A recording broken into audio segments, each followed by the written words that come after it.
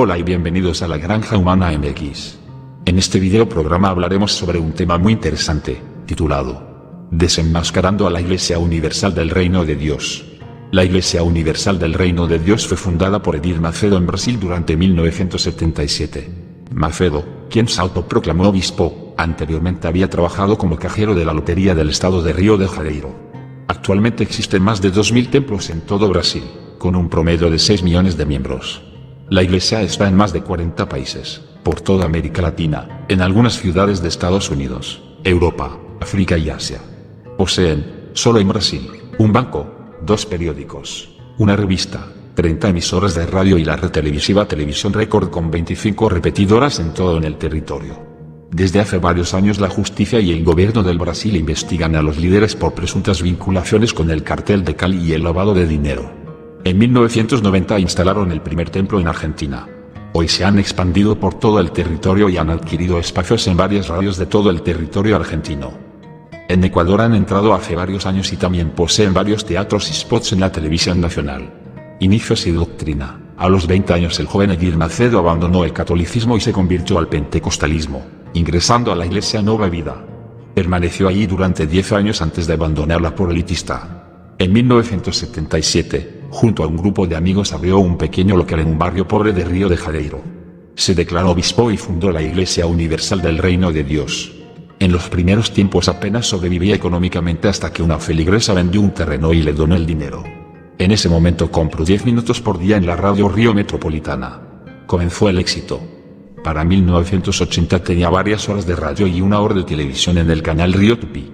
Abrió un local en la ciudad de San Pablo y para 1982 compró la primera emisora radial, Río Copacabana. Su carisma, falta de límites y el uso de técnicas de manipulación produjeron una explosión en su iglesia y un crecimiento imparable. Para un observador no estudioso del fenómeno religioso, la Iglesia Universal parecería un grupo similar a otros evangélicos pentecostales. Por ejemplo, creen en la deidad de Jesucristo, la Trinidad, la resurrección corporal de Jesucristo y la salvación por gracia a través de la fe. Sin embargo, el obispo Macedo incorporó nuevos elementos a su doctrina que poco tienen que ver con lo bíblico. Para sanar se venden piedras de la tumba de Jesús, el agua bendita del río Jordán, la rosa milagrosa, sal bendecida por el Espíritu Santo. Y como si esto fuera poco, invitan a los fieles a participar de las reuniones y comer el pan bendecido para curar enfermedades. Pero la doctrina central del obispo Macedo es la lucha contra los demonios y la teología de la prosperidad. Demonios y más demonios. La Iglesia Universal practica la liberación de demonios de los fieles. En todos sus templos se ora por la liberación de espíritus, tales como hechicería, adulterio, fornicación, celos, pleitos, envidias, borracheras, etc.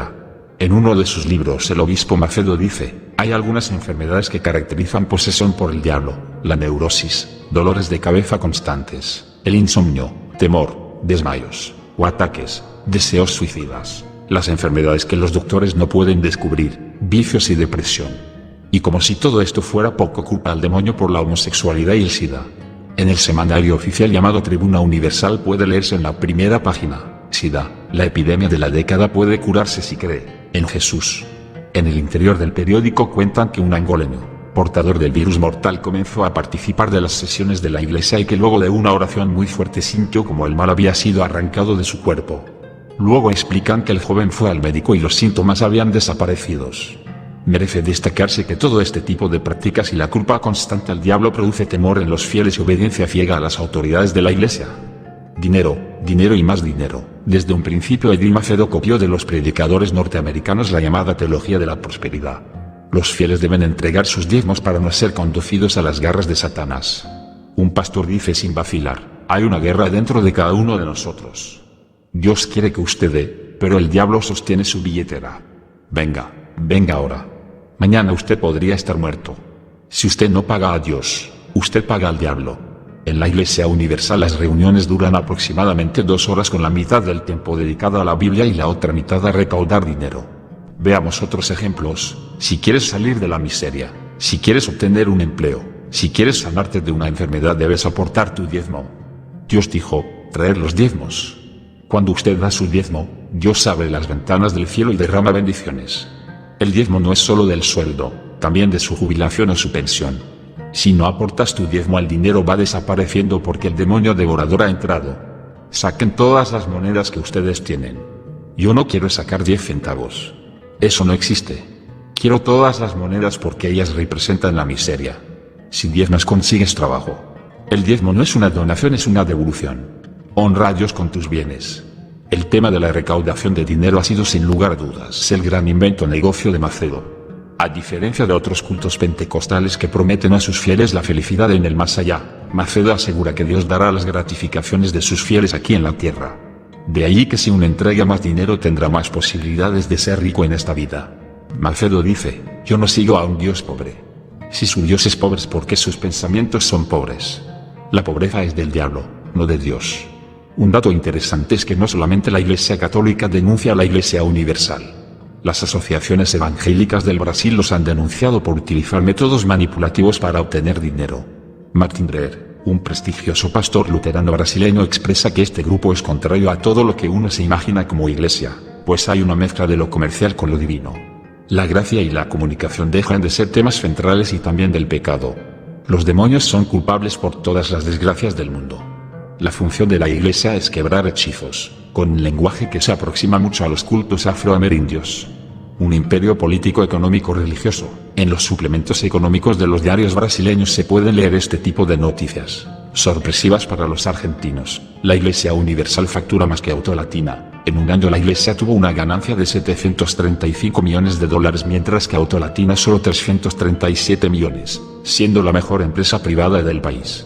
En menos de 20 años, Edir Macedo convirtió un pequeño local alquilado de un barrio humilde de Río de Janeiro en el más grande brasileño multinacional. Hoy la Iglesia Universal cuenta con 6 millones de fieles y 1.000 millones de ingreso anual que produce, libre de impuestos, sus 3.000 templos distribuidos mayoritariamente en Brasil y en 46 países de todo el mundo.